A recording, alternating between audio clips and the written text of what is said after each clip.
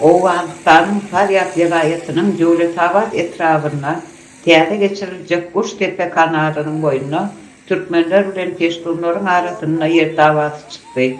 Türkmenlerin ve Özbeklerin yaşayan vilayeti Faryat'ta tiyade geçirilecek kanalın kenar yakalarına yerli halk tiyade yerlere yerleşip başlattı.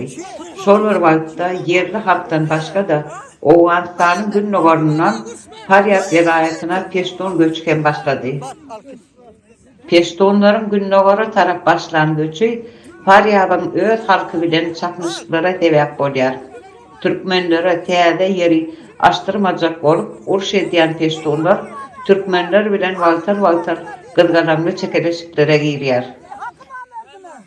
Yerli halkın aytmağına göre sonku vakitlarda Türkmenler ve Özbeklerin arasına Peştunları yörüte yerleştiriyorlar.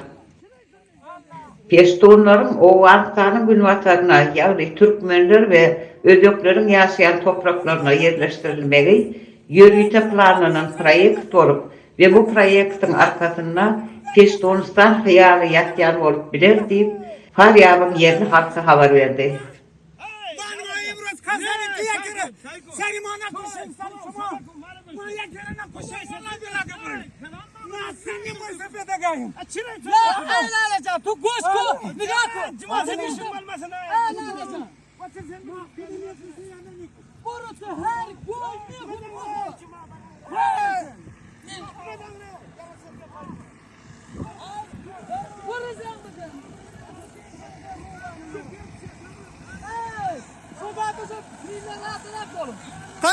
Koyma.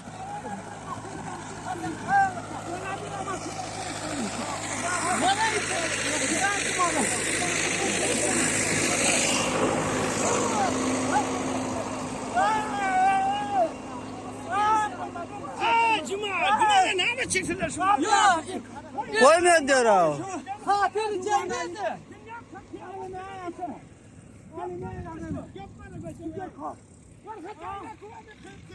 Hey Mevlama, sıkıntı yapıyor bana onu. Kes kaya madar ne dedim? Mazzani kuması. Annem köye şadı. Taya kaldırma elinin önünde. Hey şimdi Mevlama kendine kendi kurban. Hey Mevlama.